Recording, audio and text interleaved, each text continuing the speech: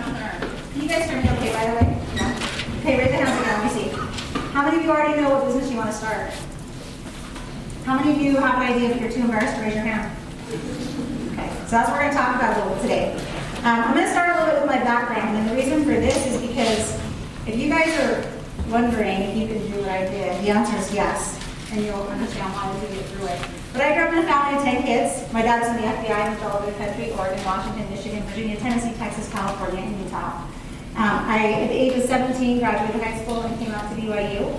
That was my future plan, was to find him and to have that many kids. So I grew up in a family of 10, so that's just what we did. I came to BYU. Things did not quite go as I planned. I did get married, engaged at 19, married at 20, first kid at 21, second kid at 23. Okay, so the typical Utah story. And I found myself as a single mom having to support my own family. And that's why I ended up kind of getting into entrepreneurship. So it was not the plan, which means if I could do this, not having planned for it, that pretty much opens the gates for most of all of you, okay? But when my life went a different direction and I had to figure out what to do with myself, here I had these two little kids and I had to support us, I went and met with my favorite person in the world, that guy, who was my grandpa, and we had to talk about it. And I was scared, right? Because you grew up back in my day, oh my gosh, I sound old. Back in my day, like it was like, you got married, you had a family, and you stayed home, and that's kind of what I was raised to plan on. And today, I teach the Laurel's class, and my biggest thing with those girls is you plan to have a career, and if you get to stay home, that's a blessing, but you plan a career. And every woman in this room should plan that, because you just don't know what the future holds. It could be death, it could be lack of marriage, it could be divorce, whatever it is. You need to plan to support your family. If you don't have to, awesome. Okay, that's my attitude. So I went and met with him, and we talked a lot about, okay, what do I do? And he shared a story with me that was funny, because he got, well, it's not funny, he got Alzheimer's later in his life, it's not funny, but he would tell this story all the time, and he'd always start by saying, I don't think I've ever shared this with you before. So we always knew what was coming next. But he shared a story of how he had a big decision to make in his life, and he got down to pray about it, and he said he'd been praying about it, asking the Lord to direct him what to do. And he said, I heard as clear as day a voice that said, get up, do something, do anything, just make a start. And we'd always kind of roll our eyes, because here came the story again. And now in my life, I can tell you that if I was to give you nothing besides that quote today, I just did you the biggest service ever. Get up, do something, do anything, just make a start. And we're going to come back to that. So I had to figure out what I wanted to do. Now we're going to talk a little about defining dumb ideas. A lot of you guys are nervous to raise your hand. And I find that more than anything else at the colleges, I meet with a ton of kids, and they're so smart, and they just have no idea how smart they are. So first of all, you are way smarter than you think you are. You're way more capable, and you can accomplish a lot more than sitting there today you have any concept of, okay? So we're going to talk about some dumb ideas, because I just want to point out to you some ideas, and these are ideas that have gone on to make millions and millions of dollars. Let's start with this one. So if you were sitting at the table and said, I think I'm going to write a book called Everyone Poops. Does that sound like a dumb idea? Raise a hand. It's a pretty dumb idea, right? Okay, it's number 3,000 of all best-selling books ever on Amazon. Millions of dollars. What about this? Everybody seen these? Right? Cheetah Pets? Dumb idea, but they sell over $500,000 every year at Christmas alone. And they have Blue Man Group, anyone been? Dumbest show I've ever seen, but it's fantastic, and I paid a lot of money for the tickets, and so did a lot of other people. Okay? The Flowbee might have been before your time. It was a vacuum cleaner hair cutter. Still selling today, actually, if you want to get one. It's a great day. Oh, you got me a clicker. I'm so happy. Okay, goggles. These are goggles for your dog. And this is one of my favorites. I think you can appreciate this. I do, now I don't. There's a young man who got engaged. She broke it off. He had to sell the ring and was going to only get like a little tiny bit of value. So he was kicked off, and he started a website called I Do, Now I Don't, where you can go in and sell your wedding ring after she breaks up with you, or vice versa. They have now expanded, and these guys have gotten more press and more attention now. They have wedding dresses. You can trade. You can post a video of how she ruined your life, or he ruined your life. It's fabulous. It's making millions of dollars. And when people have been like, that's a dumb idea. Probably so. Okay, and what about age? Do you feel like you're too young? Do you think I'm too young to do something good or important? Because I did, and I was 23 when I started my first company, and I felt like a kid. And now I know I was a kid, actually, at the time, though. But here was 3 20-somethings that started a company in 2002 called Stumble Upon. You guys remember this? It was kind of before your day.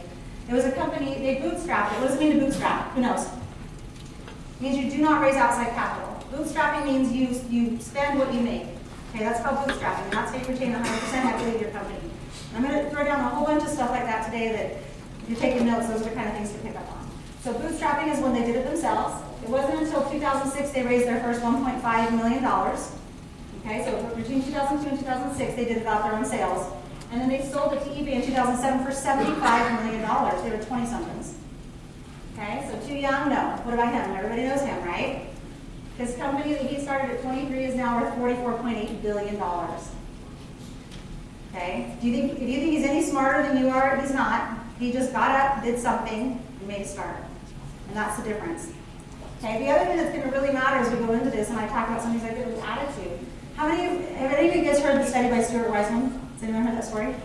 He's a guy that did a study on, how many of you guys think you're lucky? Raise your hand up high if you think you're lucky. Okay? Okay, that's good, because I would not hire any of you if you didn't think you were lucky, because why do I want you to work for me if you're not a lucky person? I figure you know better than I do, right? So this guy did a study, because he believed there was something to this concept of people that believed they were lucky. And he brought them in, and he sent them through this study where they came in and they went into a room, they were given an application to fill out, and they had a test. And on the application it said, do you consider yourself lucky, yes or no? That was one of the questions, right? And he sticks them in this room, and they have a newspaper to go through, and at the front of the paper, they're given the assignment, I want you to go through and count every photograph in this newspaper. And then come back and write the number down, and that's the test, okay? What happened is, on the second page of the paper, under one of the photos, it said, you can stop counting, there's X number of pictures in this newspaper, go collect $100. Everybody that said, I consider myself lucky, saw it on page 2, laid it down, and went collected their money. Everyone that said they didn't think they were lucky went right by it. Why is that? Does anyone have any ideas about that? People that think they're lucky are looking for the luck to happen. They're way more observant. These are 4 of the things the study came back with. They're skilled at creating and noticing chance opportunities. Okay, so these people, they actually look for it. Every time I get on a plane, I figure, and I don't call it luck. It's BYU, I can be open here. I just figured Heavenly Father knows who I'm sitting next to on that plane, and there's probably a reason, so I'm going to talk to him. Right? Or I bumped into this person, I don't believe in chance, I don't believe in coincidence, I just never have. So I'm always looking for the meaning Heavenly Father has in everything that happens in my life. Same thing as the luck, right? People are looking for the luck. You're looking for there to be more meaning.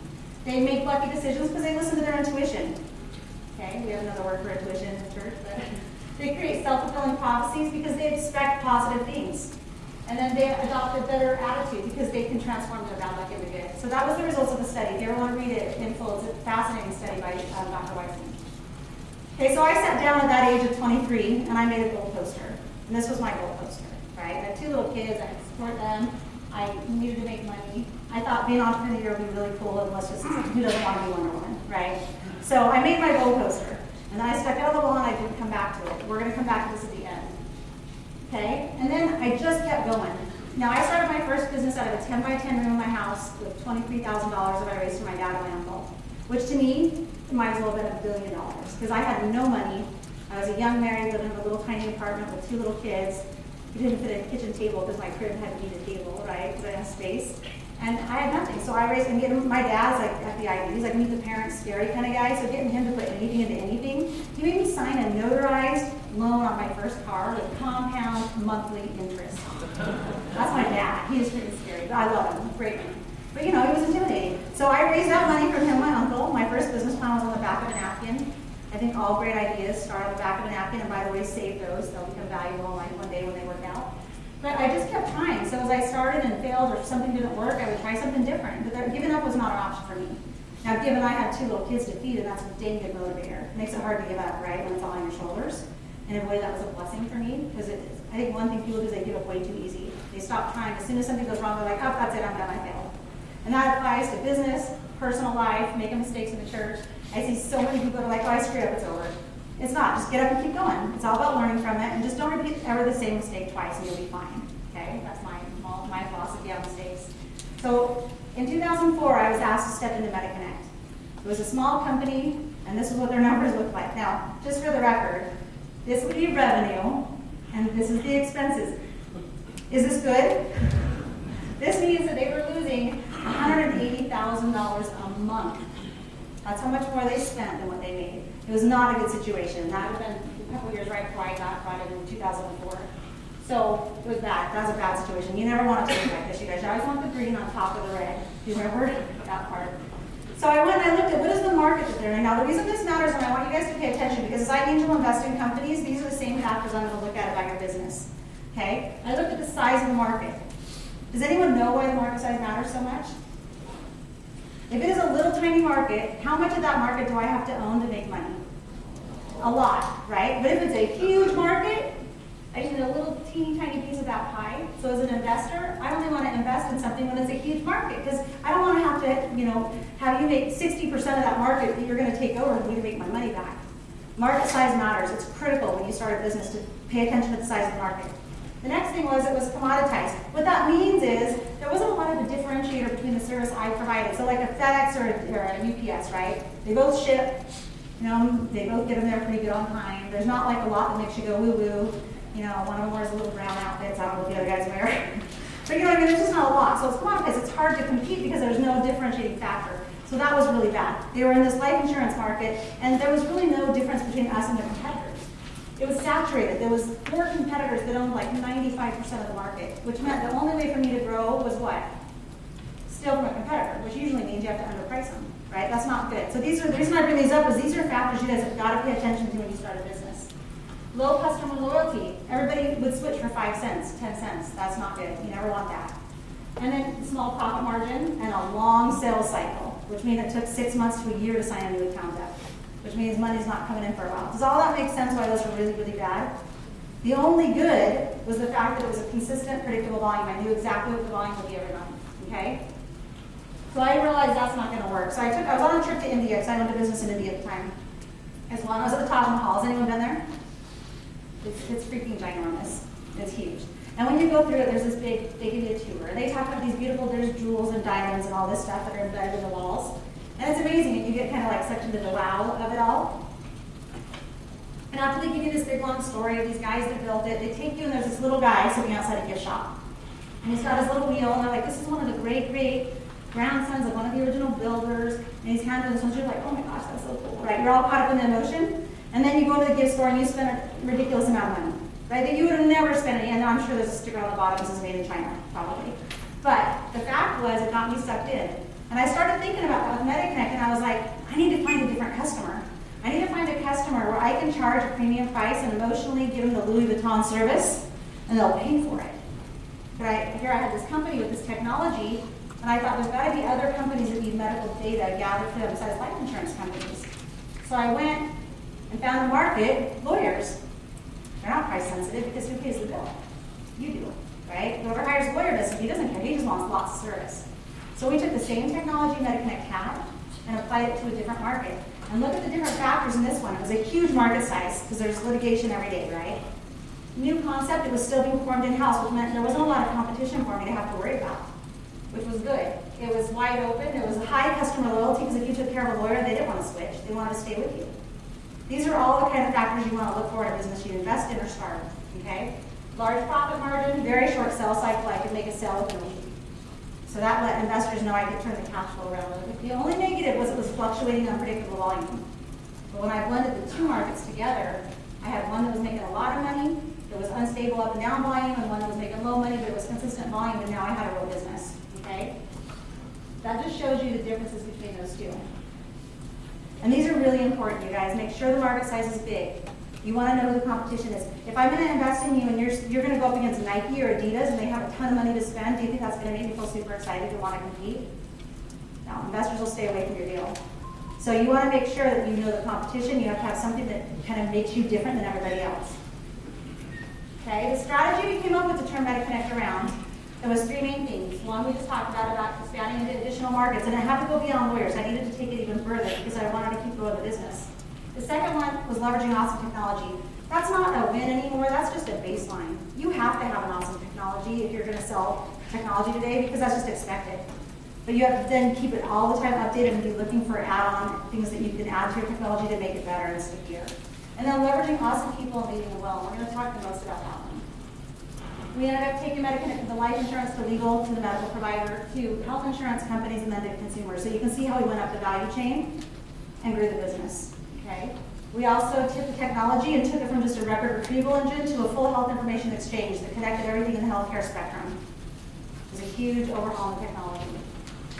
And then we found the right people, and you have to lead them well. And for those who are going to be entrepreneurs, this is the part that I think they don't teach you enough in school.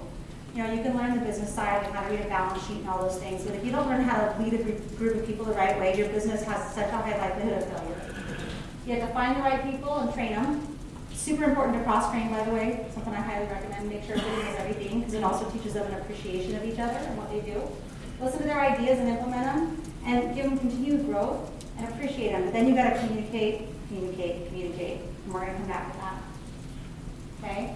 At MediConnect, and this is Shani also, she was my chief operating officer at MediConnect, now she's one of my partners at Rees Capital.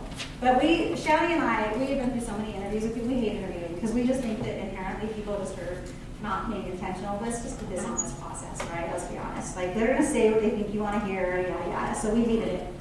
So we figured there's got to be a better way. And so we said, we got to stop hiring for a position. Let's just hire for the person. And then we'll figure out if someone's awesome, make a job for them. Figure out where they go and put them to work. So we decided just to focus on the core qualities that we wanted. They had to have integrity, because you can't teach integrity. Either they're honest or they're not. And don't ever, ever think someone that was dishonest with someone else will not be dishonest with you, because they will. Integrity is like all the time. It's not like, you know, I can do it on this day and not that day. It doesn't work that way. So, and it'll burn you every time you ever slip on someone who didn't have integrity. But respect, attitude, open to feedback, goes the extra mile. We decided we wanted those characteristics, and we didn't care about anything else. Okay, then we needed a way to put it out in the marketplace for you to apply at MediConnect, because people were like not applying because they thought, well, I don't fit, I don't have the qualities. So I challenged my employees. I never spent a lot on marketing, but we had a huge impact at what we did. So I put it out, I said, here's a competition. I need you to do your dumbest talent in the world. Send me your little YouTube flash video, and then if you're good, I'm going to put you on a commercial at Gordon Collins. Okay, so I'm going to show you a couple of the commercials that they came back with, and these ended up running. We needed the word to get out, just apply. We don't care what your talent is, so I'll show you these.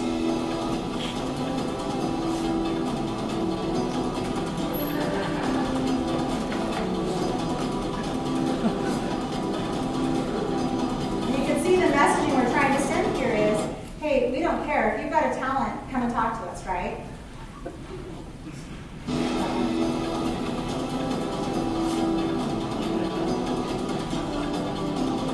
That's really our site manager in our ecom office. These cost me next to nothing to develop, right? But what it was sending is a message that you should not self-select yourself out of our company, because let us decide if you're good enough. This was one of the favorites.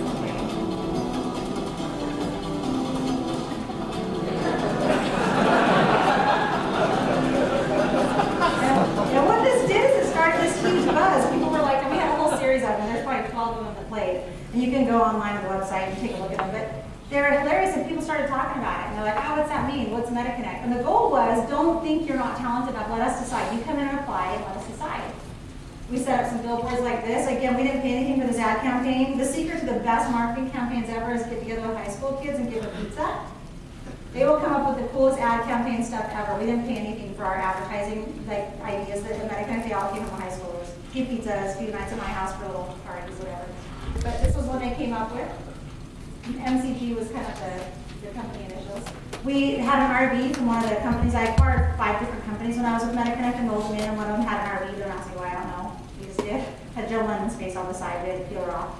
So we decided to make it into a mobile command hiring center. So we wanted people that were already employed, that maybe weren't reading the want ads, because we figured that's going to be good people, right? So we take this and you park it in front of a building that has people you want to steal, and during lunch, they can come out and apply.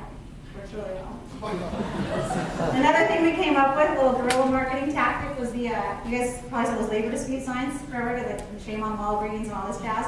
So we decided to hire some temps, and we had a shame on you for not applying to MediConnect, because we wanted to like recruit people from the neighborhood. And we figured that's a great way to do it. There was some neighboring companies that might not have been super happy with us, but it's not illegal as long as you're on the grassy area and it's not hooked to a pole. Like Sherry. They tried. But it was great because we got applications coming in. So finding the right people can be cheap. It doesn't have to be expensive. Get creative. You guys are young and you guys know that viral marketing works better than anything else. Just get people talking about that. Okay? And we also implemented something like this. Was cheap to implement. Years ago, my husband tried to talk me into it, and I was like, that's like hocus pocus. I don't believe in that personality profiling. I've been eating my words every day since I told him it wasn't a good idea. And we implemented this in MediConnect, and it completely changed the company. So the applicants would go in, they fill out this. I think we paid $600 a year for unlimited applications or personality profiles. The personality profiles, and then it lets you kind of go in and see what they'd be best at. So it's a really, really smart thing to do because you can figure out if they fit or not in what position. And then we decided, we had thousands of resumes forming in, literally thousands of these campaigns we were doing. And we decided speed dating and American Idol to interviewing. So everybody that came in got 60 seconds to pitch to a team of executives that sat behind the table. Shani has been through, thousands, 3, 4, 5,000 interviews this way. They got 60 seconds to tell us why we should hire them. Now, by this time, remember, we have the application, we have the personality profile, but they got 60 seconds. And you know what? It's amazing what you can learn in 60 seconds about someone's personality.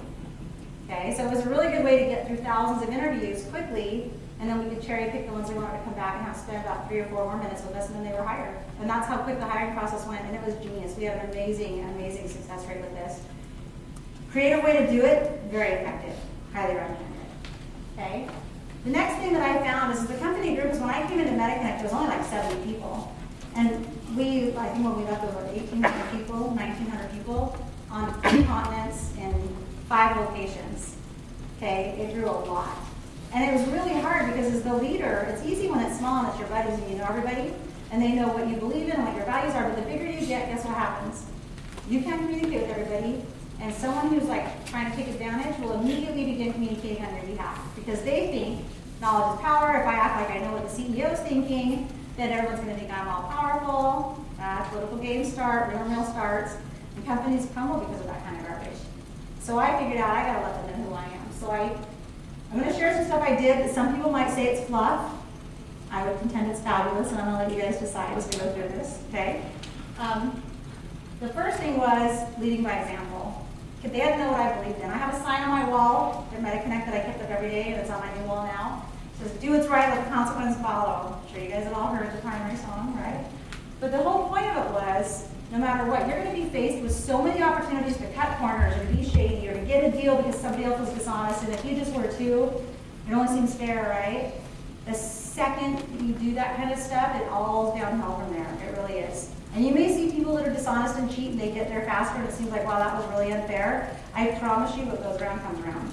I have watched it over and over and over again. And there's success comes and goes. This is my big thing, but integrity is forever. So if you can go into your business that way, never be willing to cut a corner, when you go home at night, I promise you, even if things fall apart on you, you're going to still feel good as a person if you take this and follow this. So this is the one I really want to try to follow. But I needed my employees to know that I felt that way, that I believed in that.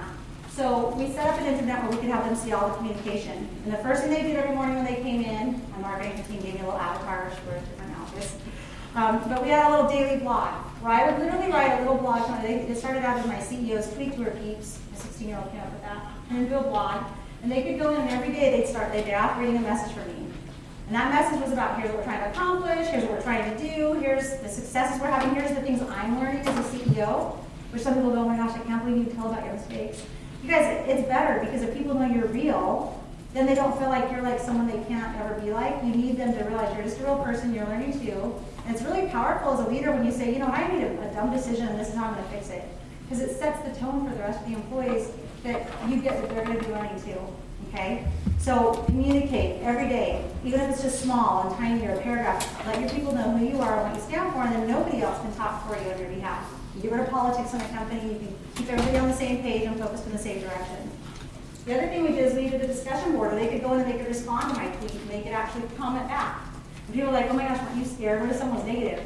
You know what happened? If someone was negative, you had 50 to 100 other people that would jump on and be like, what is your problem? That is not what we stand for here at MediConnect. And people would come to my defense or the company's defense, and it was amazing that we started to see this culture of people that were standing up for what was right. Okay? We also have an idea board.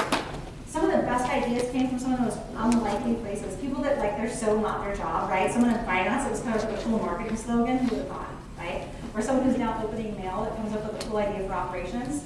So we had an idea board that everybody was invited to have an idea. They could all vote on the best ideas. So as a CEO, all I had to do is sit back and look at the board, and that would help me know what the right thing to do with the company was.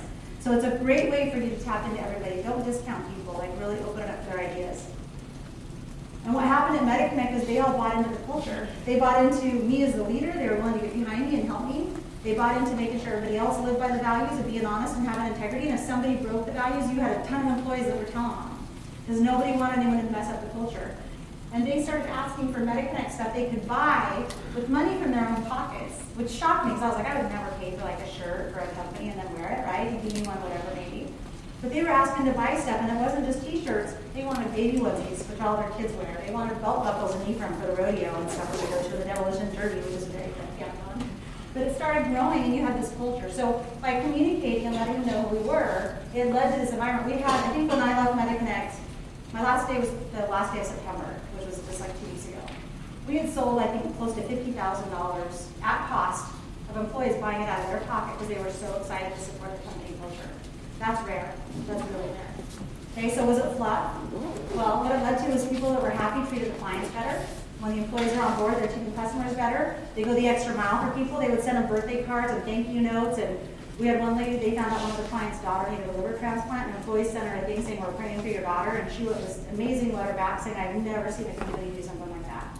I mean, like crazy connections with clients, right? Where clients wanted to give us new business. And we were servicing huge health insurance companies at this point. And they would call and be like, I know you don't do this service today, but we really need this and we have a lot of money to spend on it. Could you guys build that?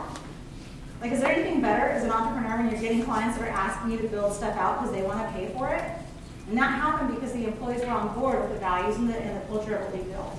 And that's what led to that, is that personal touch. People do business with people they like. Write that down, okay? No one likes a salesperson that's just there to sell them something because they care about their commission. They do business with people who care about them and want to help them, make their life better. So if your salespeople don't believe that what you're selling makes someone's life better, then they're not going to work for you. They'll work for you, take a paycheck, they're not going to work for you as far as making a good sales go. You need people that believe in what you're doing, they believe that it's going to help other people, because then they'll be more passionate about it in the world. And MediConnect grew to be, like I said, over 1,500 employees worldwide. That's our corporate headquarters today in South Jordan, 5 locations. Remember those numbers back in 2003? Look what happened. The green one's on top, that's the revenue. Okay? And what's even cooler is if I would have shown the current year, it's even more hockey stick than that. When I started, the daily messaging to my employees was right about here, which is very interesting. If you look at the revenue growth from when I started writing my daily blog, what it did to communicate, it took the revenue from growing well to growing amazing. Okay? That happened. There was nothing else we changed. Shannon can tell you, there was nothing else we did different. Our costs went down, our revenue went up because the employees cared, they were excited, they felt like they were part of the team, they felt like they were all in the know. And they knew when I was having a good day or a bad day, they knew if I was feeling low self-worth because I put my jeans on right out of the dryer, because I tweet about it, right? It didn't matter what it was, they knew. They knew about my son going on a mission. I didn't grow up in Utah in LDS, but I grew up in Utah, and I used to be scared to talk about God at work. I thought, well, you can't talk about religion at work, right? That's like negative suit. And luckily, I had a board member who several years back said, Amy, I talk about God all the time. I'm not embarrassed about that. I said, really, even at work? And he said, yeah, it's how I'm called. If you ever get a chance to come speak, show up. He's amazing.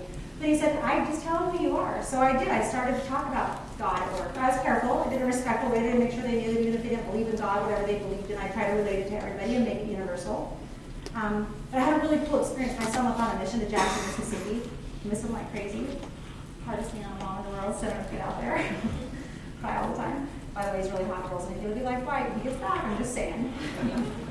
But it's like he was getting ready to go on a mission, so I would write about it to my employees. I was like, yeah, I'm sending my son on a mission. If you don't know what missions are, this is what they are. And started talking about it. And I got an email from a kid I'd never met. He said, I just started working here 2 months ago. I'm 19. And I decided not to go on a mission for the church because I was going to just get a job. But I read about your son going, and I just turned in my papers. And I want you to know I'm going on a mission. And I was like, so cool things happen. You'd be surprised the missionary efforts that happen. I've got employees over in India, tons of employees in India, that started asking about, tell me what your church believes about this and that. A very cool experience to have in a company situation. So what it led to, that revenue growth, was we exited for $377 million. It was an amazing exit for that company. Amazing exit. So was all that stuff fluff or is it fabulous? I contend, clearly, it's fabulous. Now, I want to go back to that goal poster. I always try to talk about my goal poster at every talk because I'm so passionate about this thing, and I know everyone's like, oh, fluff, whatever, it totally works, okay? So never underestimate the magic of creating a goal poster could have. And even the men in the room, you gotta trust me on this. Look, got some cool stuff on that poster. Remember, this was all the things I said I wanted to do, right? This is what actually happened.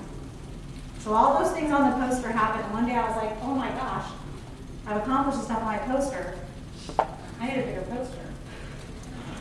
And then my dad came to me, and I was still a single mom. This was about 6.5 years ago. I was still a single mom. I wasn't even dating anybody because I was working really hard to grow my business. And my dad got called to be in the temple presidency in Africa. So he came and brought a picture of the temple and he said, stick this on the poster. I want you to come out there and I'm going to perform your sealing. And I was like, dude, I'm not even dating, so that's going to be tough. I've been single for like 10 years at the time. And 6 months later, I ended up moving on to Africa, getting sealed in the temple there. So the gold poster works, people. I am just saying it works. So then I made a bigger poster. I really did. And crazy enough, of those 7, I told my kids we're going to go to the 7 wonders of the world. I wanted to start a charity that would be a foundation that would empower people to be able to start other businesses and learn entrepreneurship. And I wanted to do some social investing, and then my plane. And so I want you to know that right after this poster got made a couple years back, 3 of the 7 wonders we have now hit on that poster, totally by chance, not even planned. Okay, as a family, I had a brother who moved to Italy, so we got to go to the Coliseum, and then he moved to Petra, Jordan, so we got to go see her mom, Jordan, we got to go see that. So that started working, and now everything's coming to pass here, and now my husband and I said, now I'm getting my plane, because I told them everyone's the mojo at the top if I don't get the plane. So, I have to put it, that's my argument, it's working really well. So, but I accomplished these things, and now I'm literally starting another goal poster, because this stuff works. So, it may seem like it's fluff to you guys, but it genuinely has worked. Like, more than I ever expected that it would work. It's worked. So I would really recommend go home, find some pictures, slap them up on a poster, and just see what happens. The last part I want to say is don't ever limit the picture you have in your mind, because God might intend a masterpiece. I cleaned it up for you. And that's true.